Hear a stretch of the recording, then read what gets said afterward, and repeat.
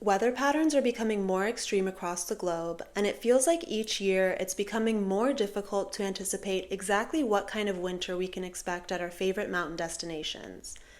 In just the last few years alone, some regions saw such little snow that the stations decided to close for good, while other regions received so much snow that entire towns and roads and even the ski lifts were totally buried and inaccessible. So while we always hope for just the right amount, the possibility of not enough snow or too much snow can complicate our trip planning. Usually, with any trip, it's best to start weighing your options and making your reservations early.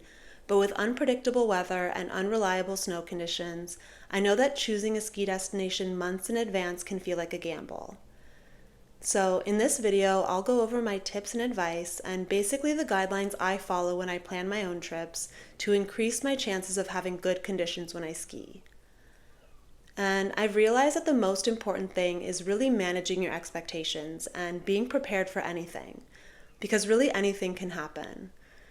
Even if the destination you're planning to visit has received early season snow and you've seen all the amazing photos and videos on social media, all it takes is a few days of warm temperatures or even one day of rain to kind of wash it all away and totally change the landscape.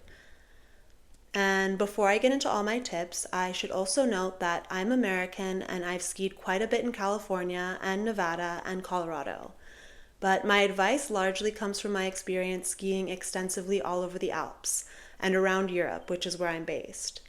So some of these tips that I'll share will make more sense depending on where you are. My first tip or recommendation is to choose accommodations in between several stations or resorts. And it helps to have a car so that you have the ability to drive yourself to wherever the conditions are the best. I know staying right at the base of a mountain or right beside a ski station's gondola may be the ultimate luxury and convenience during a good snow season, but if there's a lack of snowfall and conditions are not ideal, then those same accommodations could very easily feel inconvenient and remote if there are other nearby resorts that may have somewhat better conditions. So, if you're staying somewhere that's more centrally located, you're bettering your chances that you can make day of game time decisions to ski wherever is best and make the most of your trip. And also, just another thing to remember to better manage expectations is that ski in and ski out is not always guaranteed. And just because a property advertises it doesn't mean that you will always be able to do so, because it literally depends on the conditions. For example, a few years ago I skied in St. Moritz in Switzerland during a season with really low, below average snowfall. And one of the chairlifts passes over an area with these homes worth in the tens of millions of euros or Swiss francs. And they usually could be accessed on skis for the people that live there or that stay there. But that year, even during peak season, it was completely dry. So it really doesn't matter. If there's no snow, then you can't ski in or out. So I already mentioned this, but to elaborate more, it helps to have a car or rent a car that's winter ready. I personally prefer to rent a car that already has winter tires instead of using chains or snow socks, but of course if that's my only option, then I will use them. But if you have a car that's capable for winter road conditions, you can be safer and better prepared when you use it to drive to different ski areas. Then my next tip when planning your ski trip is to choose an area with stations at higher elevations. It may be common sense that ski stations at higher elevations will have a better chance of consistently lower temperatures and more snowfall, and therefore hopefully better conditions. But it may take a bit of time to research the elevations of each individual station and their bases and their peaks. And it's also worth researching how much of a skiable area exists at higher elevations. So you can usually find this information on most trail maps for each individual ski station or resort, where each village or base, and for each peak, on the trail map it will usually indicate the altitude, or you can always Google it. Or what I usually use really often, and what I use for checking the forecast in general, is a website called snowforecast.com. And I will link it below for you in the description. but it tells you the altitude and the weather and the temperatures for the base, mid-mountain, and for the summit.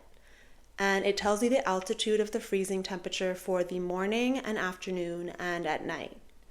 So it just has a lot of helpful information for planning your day or for being prepared for an upcoming trip. I think it shows the detailed forecast for up to 16 days in advance.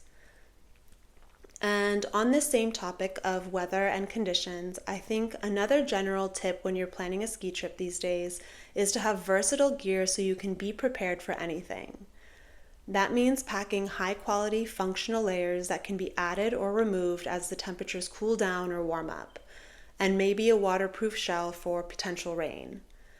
And I always recommend goggles with interchangeable lenses or photochromic lenses so you can still see when the visibility changes throughout the day or throughout your ski trip.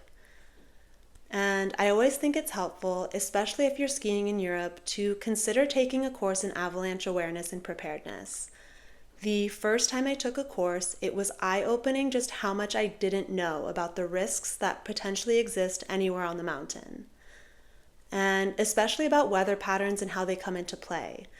And as the weather becomes more extreme and erratic, then studying up on it is just always something I recommend because it never hurts to become more familiar and aware. So my next tip for planning your ski trip depends on how flexible you can be, but if you can plan a longer trip, you can increase your chances of your travel dates coinciding with better conditions for skiing. I know it might not be totally realistic for everyone, but I freelance and work remotely, and I'm grateful that this lifestyle has allowed me to fully relocate to the mountains during ski seasons for at least a month. And I've also found that by traveling for longer periods of time, it's possible to take advantage of weekly or monthly discounts on accommodations and rentals. So while waiting out and hopefully benefiting from at least one snowstorm, it's also an opportunity to save. And if you're able to be flexible, regardless of how long your trip is, you could consider booking accommodations that are refundable or changeable. Of course, reservations could be subject to availability, but if you can be flexible with your booking, you could potentially reorganize your trip as your arrival date approaches when you have a better idea of snow conditions. It may also be worth paying a rate that allows for cancellation in case your arrival approaches and you ultimately decide that it's not worth it to travel. Something interesting that I've seen offered was from Club Med, who I've stayed with a few times, who have all-inclusive ski resorts all over the Alps. And they offer, at least currently, what they call a snow guarantee. So you can book a ski trip with them in advance, and if your arrival date approaches and the conditions are not skiable, then you can change your reservation to one of their other destinations that has better conditions. So travelers and skiers are having to get creative, but also hotels and resorts are getting creative too. We are all navigating the impacts of climate change in our own ways, and especially as skiers, we see it and we feel it. And our relationship with a mountain is sacred, and it's meant to be cherished. And as much as we're out there to enjoy it, it's also our responsibility to take care of it. And I know I'm not perfect in any way, I don't claim to be, but I always try to be mindful about what we're capable of, both in a negative sense and in a positive sense, but most importantly in a realistic sense. And I don't want to end on a negative note, so this actually leads me to my last tip. Because honestly, some of my best advice is to have a positive attitude.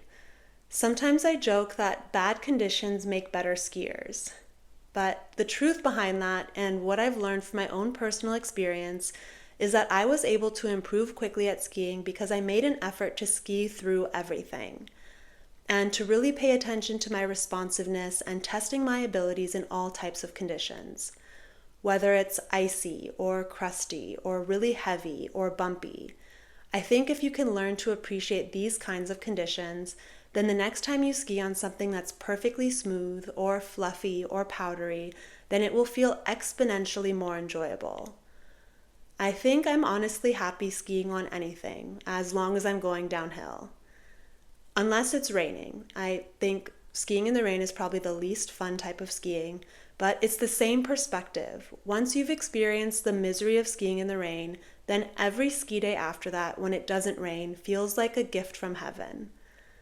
So, yes, all of that to say that if you're wondering how to best plan a ski trip, the best things you can do are to have an open mind and to have a positive attitude and to be prepared for anything and to be aware of all the potential conditions so you can better manage your expectations.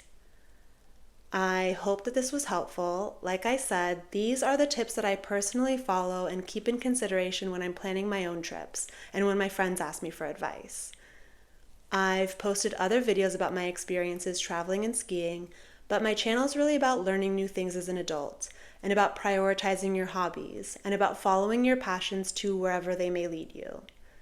So if that sounds like you, then don't forget to subscribe and feel free to leave a comment below with any thoughts or questions because I'm always happy to connect. And I hope to see you out there.